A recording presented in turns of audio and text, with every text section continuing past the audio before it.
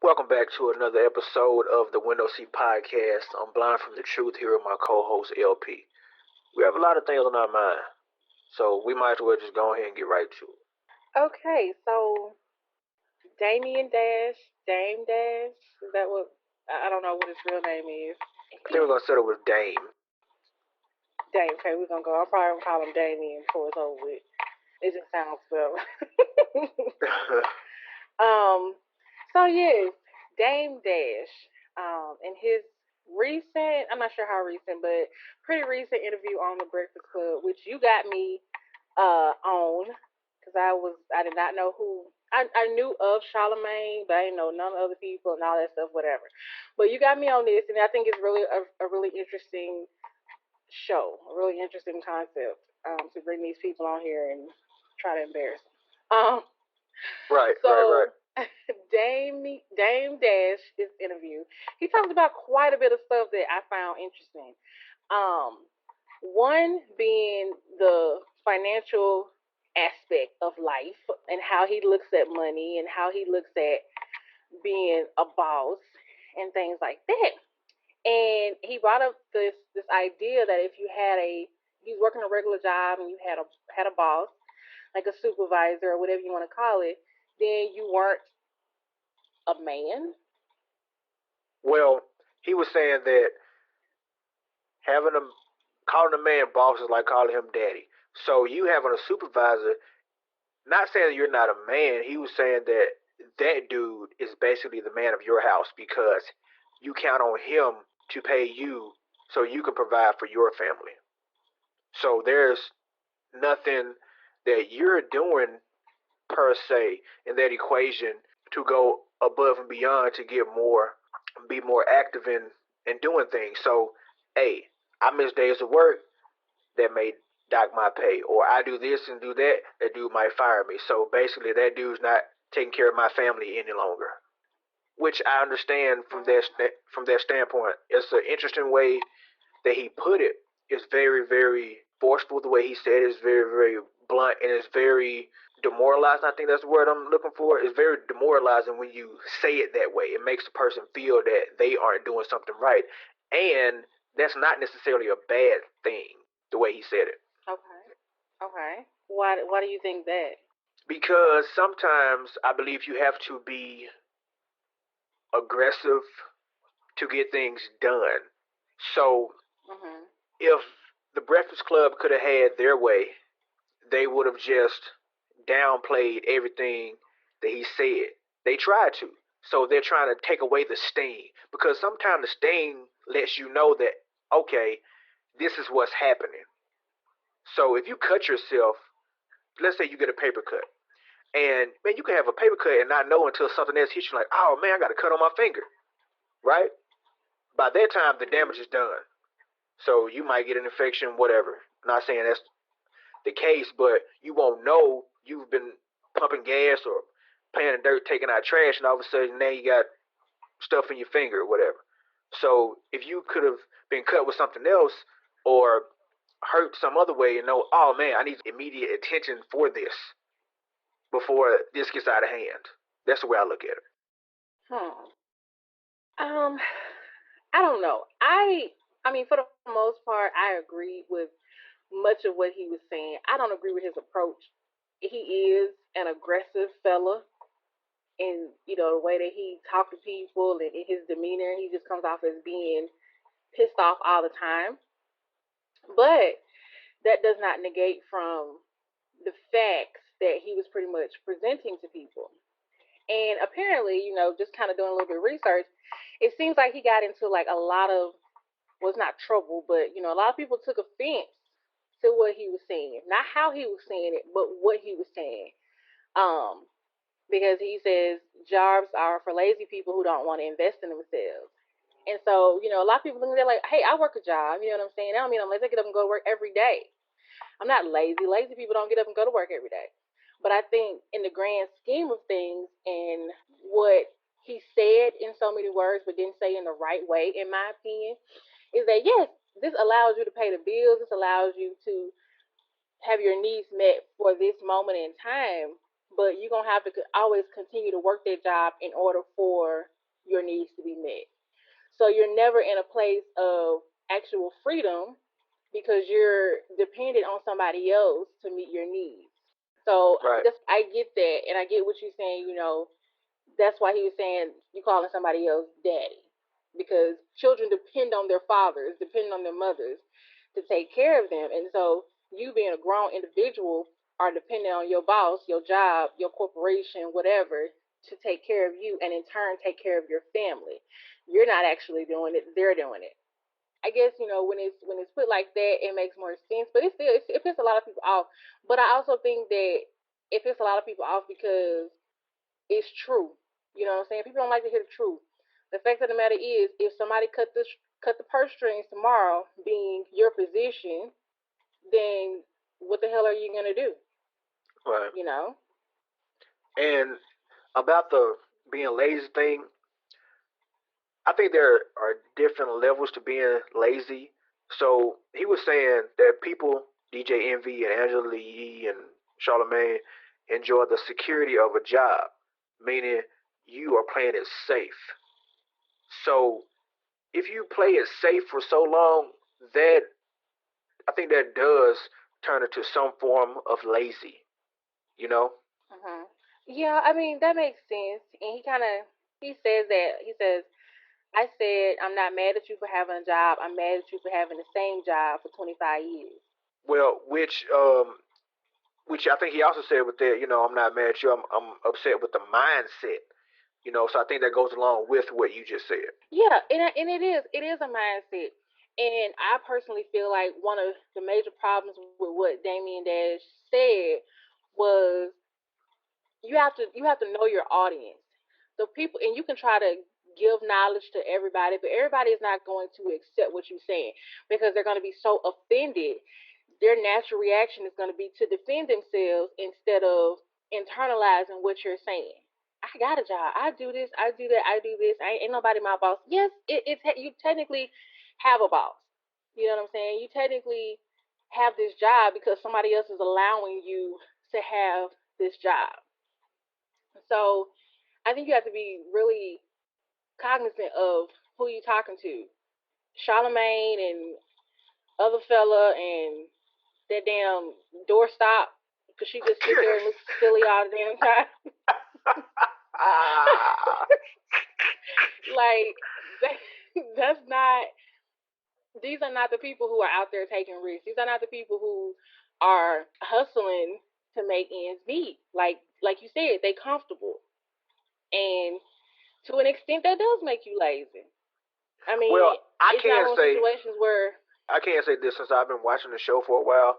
Now, I don't know if you would consider this lazy, but all those guys do have their own separate hustles with an S away from their radio station. Of course, they come along with hosting parties, but Charlemagne has Guy Code and Girl Code on MTV too, right? And that might be two separate bosses he's working for, but he is doing that aside from just coming to the radio, and there is another large platform that he's on. And DJ Envy, he used to be a DJ. I'm not sure how that sounds, but with his mixtapes and trying to do artists and stuff. But now he had what is Sucker Free Sunday or something like that on MTV. Also, I think it's MTV too, where he was hosting the weekend thing, and Angela Yee, she does some things, but I can't remember what right off. Feel bad I'm leaving her out. And somehow I don't know if they had anything to do with it, but they ended up getting the Revolt thing. Maybe Diddy did all that, or maybe their bosses, the Breakfast Club bosses, did all that for the Revolt TV. Maybe they had nothing to do with it, but I can say that they are doing their own separate hustles away from just being morning show talk host. I didn't know that, so I'm glad that you brought that up because I don't know these people. So that makes me wonder, like, were they just playing devil's advocate? I mean, they have to believe what he's saying to a certain extent in order to do that. Are you not getting paid for the other things that you're doing? You're doing it as a hobby? And is that why you're upset because you're not getting paid for it? But to have that level of anger, maybe it was his approach. It could definitely have been his approach, but to have that level of anger towards somebody who is, pretty much speaking the truth when you already are pretty much doing what they telling you should be doing. Like, I don't get that. Were they just playing devil's advocate for their audience? Were they speaking on behalf of their audience? I mean, I don't know. Well, I think what the mindset is going on a lot today, and I think it's a generation that came up around, let's say, like the early 2000s and then on. Everything became so laughable. People don't take anything serious. So it doesn't matter what you're saying or how you're saying it. I'm going to make a joke, i.e., the audience likes to joke, right? Some people may be serious about certain things, but I think their core audience likes to laugh and giggle and stuff, so they're going to try to keep things as light as possible. They're going to try to keep the audience as comfortable as possible. So let's not stay on a sensitive subject too long and be serious about it because people might tune out. People might write letters, emails, do things like that. We don't want to do anything to make our core audience feel disliked, feel uncomfortable, feel like they're not being appreciated in the capacity that they want them to. Because hey, it's a business, and like I said, they do a lot of. I was watching an interview yesterday, I believe, and it's really starting to get to me. It's gotten to me for a while because I really stopped listening as much, watching the show as much as I used to. But they do too much laughing and too much joking. Hey, serious subjects need to be handled, need to be talked about. You have a huge audience. You are, as far as what I know, you are almost crushing Hot 97 in New York. You guys are crushing the competition because everybody wants to come to the Breakfast Club. Everybody wants to be up there because they know that these guys talk about whatever. They don't have the certain aspect of being 90% professional. They're a lot more free. I think that's why that team works, and people don't like that. But they joke too much about serious things. And I probably got off, but I'm sorry. No, but I think that kind of brings up the question, and I don't know if this is where you're going, but it brings up the whole media responsibility.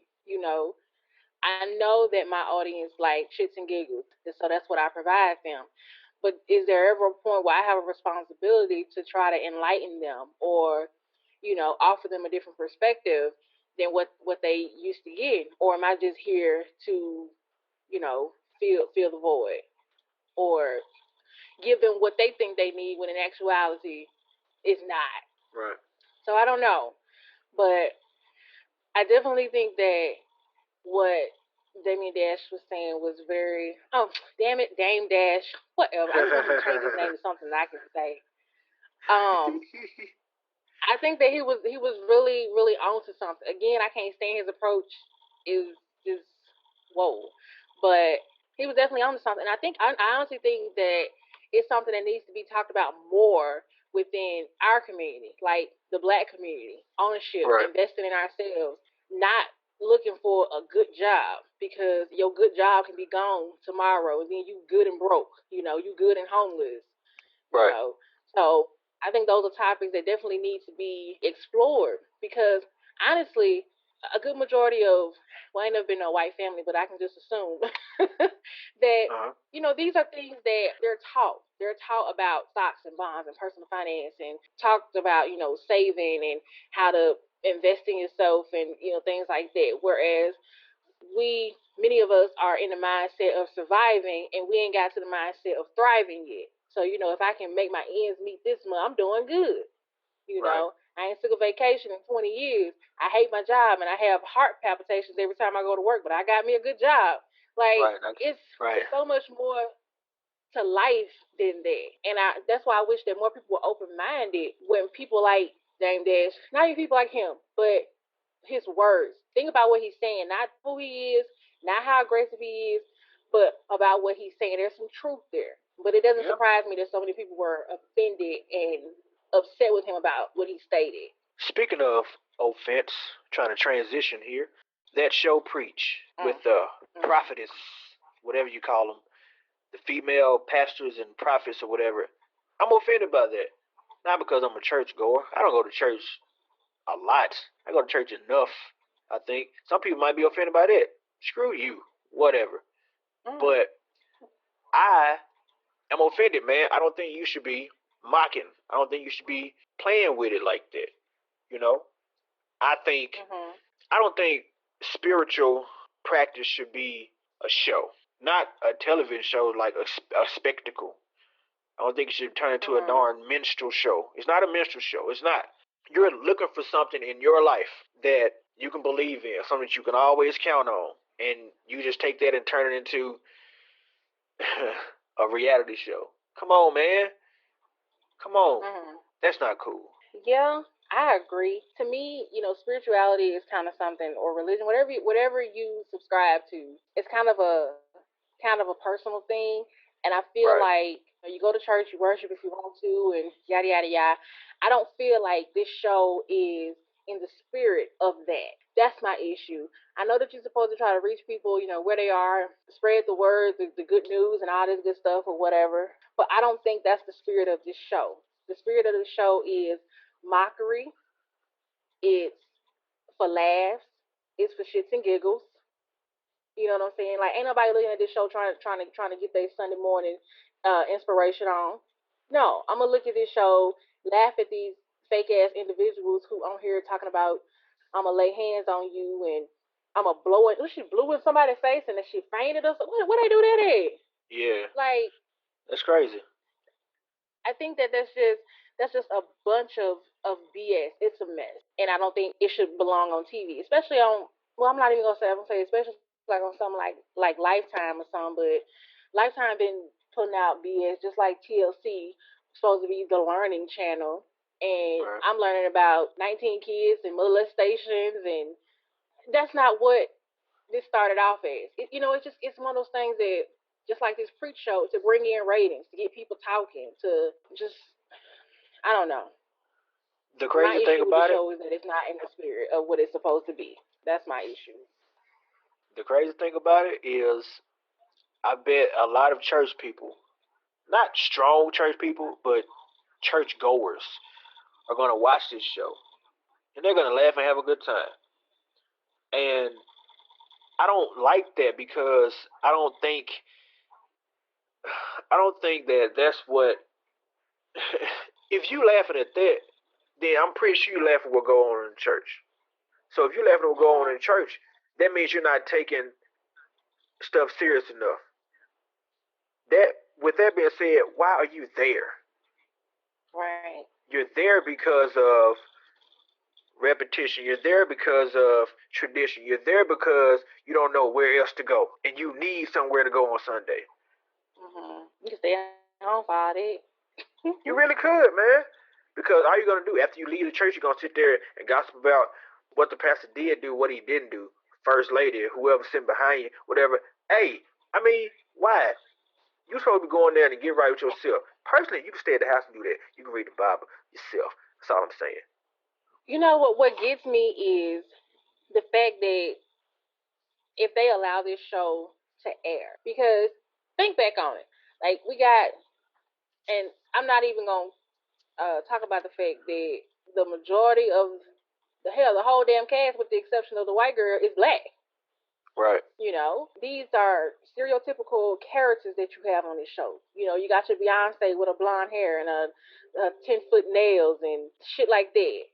And then I also go back and I think about like Love and Hip Hop and the fact that these shows were given a green light to make fun of, demean, and make sure that black women are laughed at, not seen, like you said, as serious.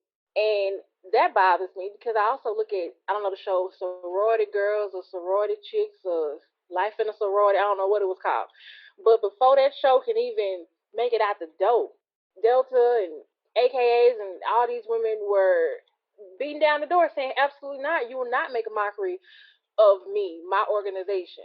But then those same women, in some instances, will allow this to take place.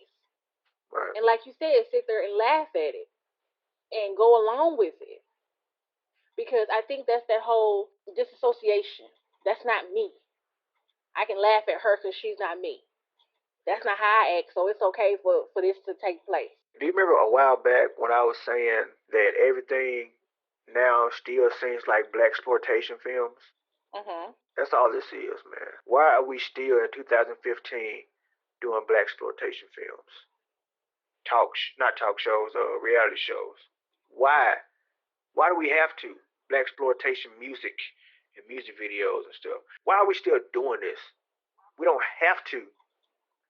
Even though that's what gets the bigger bucks, somewhere along the lines, pride and dignity has to kick in. It has to.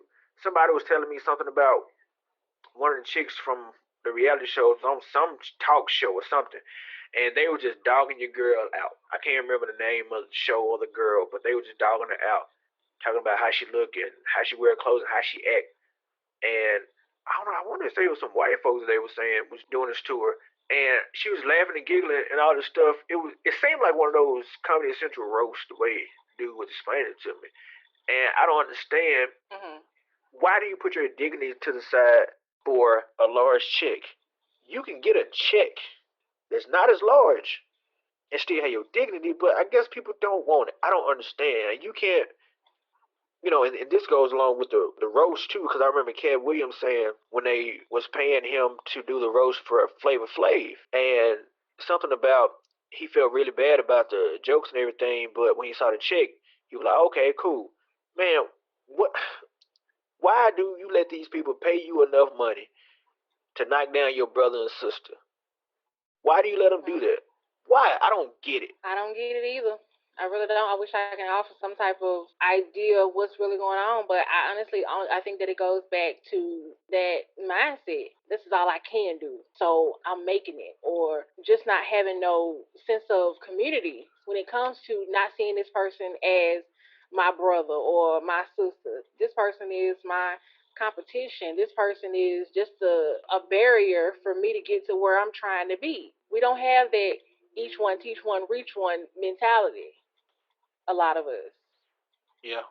It's always me, me, me. What's in it for me? I got mine, you go get yours. That type of thing. And unfortunately, it's one of those situations that can be easily exploited. And they have exploited it. And that's why we have the black exploitation, or the, what did you call it? Blaxploitation. Black exploitation. Like, that's why we have that, because unfortunately, many of us come with a dollar sign. I just need to know how much I need to pay you in order to get you to do what I want you to do. And unfortunately, I could say that this is a lot of white people doing this, but the fact of the matter is, people only treat you the way in which you give them permission to do so. Right. So if it got to the point where it was kind of like, hey, I'm not accepting of this treatment anymore. I don't give a damn how much you paying me. That's just not gonna happen. That's not gonna happen. It's gonna be a hell of a shift in order for that to happen. And you know what? The thing about that is when people do that, I'm saying that with Dave Chappelle in mind, then they paint you out to be crazy. Now, the thing about that, I was never a fan of the Chappelle Show. I like him better as a stand-up comedian. But the fact that they were on that show bleeping out everything but letting those N words just fly, like it was crazy. That is one of the things that he ended up getting mad about, because he said one of the white dudes, one of the white staffers or something, was laughing too hard at a joke he made. And I'm thinking, huh, that dawned on you to make you want to stop doing that on a public platform like that for $50 million. I think that was the number. But I think you still do the same. You use the same language on your stand-up tours that you do now. So what was it really that made you stop? The fact that it was getting too personal. Like, a lot of white people love Dave Chappelle. I like Dave Chappelle. A lot of black people love Dave Chappelle. But what is it that you changed about your presentation of your material that made it different for you to do it on a bigger platform and for you to do it on a smaller platform? What really changed? Just I don't know, man. That's really interesting that that's what got his attention. Like, that's what made him be like, hey, this may not be cool. This white person is laughing too hard at this black joke. So I don't know. I don't know. That's a very interesting situation for him. But Yeah. as far as him walking away from all that money and people calling him crazy and all that stuff or whatever, he's crazy because he's one. You know what I'm saying? Like he's one, or he's one of very few who's willing to do it. If everybody did it, then it wouldn't be crazy no more. You know what I'm saying? Right. It would be the rule instead of the exception. And I think that's what we need to be, striving to get to. I agree. So this has been another episode of The Window Seat. Hope you enjoyed it, and we look forward to talking to you next time.